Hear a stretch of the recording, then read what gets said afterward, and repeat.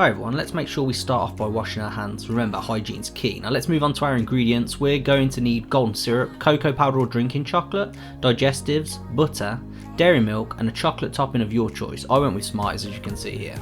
Moving on to our utensils, we're going to need a saucepan, a rolling pin, a spatula, an 8-inch baking dish, a teaspoon and a tablespoon. You're going to need you to take around 200 grams of your digestive biscuits, place them in a couple of plastic bags, take your rolling pin as you can see here, crush them up nice and good.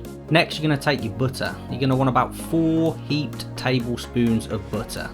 Put them into the saucepan. Next up's your cocoa powder. You're going to want 4 heaped teaspoons of cocoa powder. Whack it in the saucepan.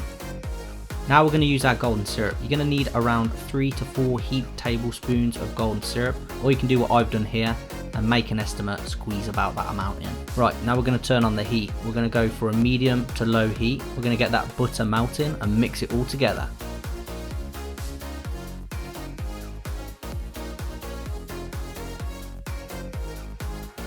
Eventually you'll have a thick and gooey like substance. If you think it needs to be a bit thinner, add some butter. Next you're going to want to add those crushed up biscuits that you made earlier.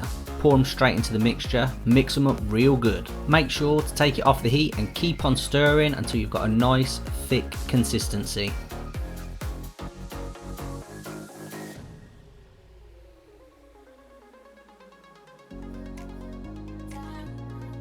Now go ahead and grab your baking tin and make sure to grease that up. Once you've got the desired consistency, go ahead and empty all of the contents out of the saucepan into the baking tin. What you're going to want to do now is make sure you spread out all of the mixture evenly across the baking tin. Once that's done, take the spatula and smooth out the surface.